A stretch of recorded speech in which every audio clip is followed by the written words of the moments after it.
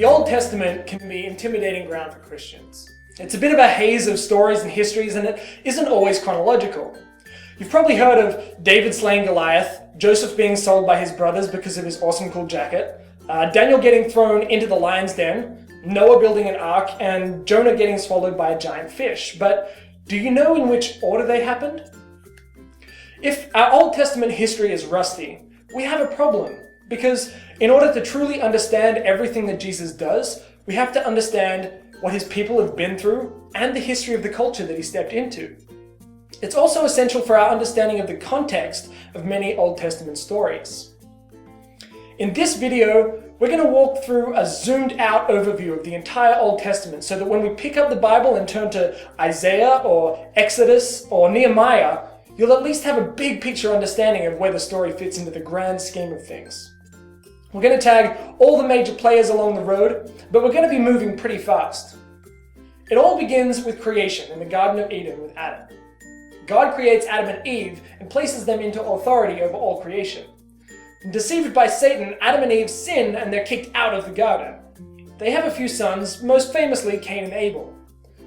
Over the next few generations, great corruption fills the earth, and we meet Noah. Noah and his family build an ark, and they, along with the animals on board, survive the great flood, which destroys pretty much everything else. Somewhere during this time is when scholars believe that the story of Job takes place. Now, we aren't exactly sure about the timing, but we do know that the lessons are universal, and so the timing isn't really that important. 10 generations after Noah, Abraham turns up. Abraham and his wife Sarah are promised that they will have a great nation as descendants, that they will receive land, and that they will receive God's blessing. Abraham and Sarah have Isaac, even though they're ridiculously old, and then Isaac marries Rebekah, and they have Jacob and Esau. Jacob, well, he has a crush on Rachel, but he gets tricked into marrying her sister Leah. He ends up marrying both of them anyway, and then having a whole bunch of kids. And somewhere in the midst of all this, God renames him Israel, and then in a simplified way, his kids become what we know of as the 12 tribes of Israel. Joseph is the favorite of these children. The other kids, they weren't so fond of this favoritism, and they sell Joseph to slave traders in Egypt. Well, eventually the whole family migrates to Egypt to survive the great famine that's happening in Palestine.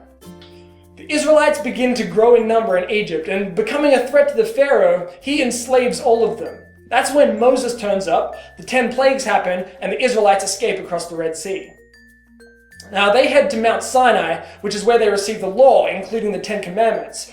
But they sin against God, and they end up wandering the desert for 40 years. During this time comes the books of Leviticus, Numbers, and Deuteronomy. Moses dies, and Joshua picks up the reins, and he leads the Israelites back into the Promised Land. The land is divided up according to the 12 tribes. Next comes the period known as the Judges. God appoints a series of leaders to help guide his people and lead them against the enemies that oppose them. The most well-known judges are Deborah, Gideon, and Samson, but there were actually many others. Ruth also appears during this time, but she wasn't a judge or even Jewish. The people of Israel see that all the other nations have a king, and they plead with God to give them a king so that they can be like everyone else. Well, God allows it, and Saul becomes the first king of Israel. Israel is pleased, and Saul leads them reasonably well, at least until they come up against the Philistines and, of course, Goliath. In comes David, who slays Goliath and wins the war on Israel's behalf. David ends up becoming the next king, and he wrote many of the Psalms. David was followed by his son Solomon, who wrote Proverbs, Ecclesiastes, and probably also the Song of Solomon. When Solomon dies, things get complicated. The kingdom splits in two. And for the next few centuries, there's two kingdoms that play a part of the story. There's the northern kingdom, known as Israel, comprised of 10 of the original tribes, which is led by Jeroboam, who was one of Solomon's commanders in the army. Then there's the southern kingdom, known as Judah, comprised of 2 of the original tribes, which is led by Rehoboam, who was Solomon's son. I told you it was complicated. This is the period of time when the books that we know of as the prophets begin. During the divided kingdom era, we have Isaiah, Micah, Habakkuk, Zephaniah, and Nahum, who prophesy to the southern kingdom, Judah. And then we have Jonah, Hosea, and Amos, who prophesy to the northern kingdom, Israel. The prophets are sent to guide God's people and deliver his messages to the people. They give a whole lot of warnings promising imminent destruction unless the people repent and follow God. Well, the people don't repent. In 722 BC, Assyria conquered the northern kingdom of Israel and all the way around the surrounding areas down to Egypt, leaving only Judah. They exiled all of the people of Israel and scattered them throughout the entire kingdom, replacing them with exiles from other areas of their expanding kingdom. The 10 northern tribes, well, they were completely wiped from history. The southern kingdom of Judah, well, they put up a good fight and they survived the Assyrians, but they failed to serve God fully. The Babylonians, under King Nebuchadnezzar, rose up and wiped out the Assyrian Empire, and over the course of about 20 years, conquered and deported all of the Jews from the southern kingdom of Judah back to Babylon. The prophets Daniel, Ezekiel, Jeremiah, who also wrote the Book of Lamentations, and probably also Obadiah, they all prophesied around this time. For about 50 years, the Jews stayed in Babylon under Babylonian exile.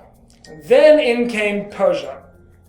The Persians conquered the Babylonians and all of their land, and in 538 BC, King Cyrus made a decree that all of the Jews could go back home. In 3 waves led by Zerubbabel, Ezra, and Nehemiah respectively, the Jews went back into Israel and rebuilt Jerusalem and the temple.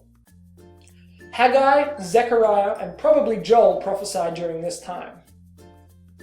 Now we know that some of the Jews didn't return home because the story of Esther takes place in Persia after the 3 waves of returning exiles. The last we hear about Israel in the Old Testament is from Malachi, probably 450 years BC. Malachi calls God's people to return to covenantal faithfulness and await for his present coming. During the 450-ish years between the Old and New Testament, power changes hands a number of times. Persia remains in power up until 330 BC, when Alexander the Great, also known as the Greek Empire, takes over the whole known world in 7 years. Well, he dies young, and the empire crumbles in certain areas. And while the Greek influence remains strong, the area of Palestine is ruled intermittently by Syria and Egypt. Under the Maccabees, the Jews established a wobbly independence in the land for about a century, and in 63 BC, Jerusalem fell to the Roman Empire, which pretty much conquered everything. Jesus was born during the rule of the Roman Empire, and in comes the New Testament. So there you have it, an overview of the entire Old Testament. Now hopefully, when you read through the Old Testament, you'll have at least a decent handle on where you find yourself in the grand scheme of God's narrative.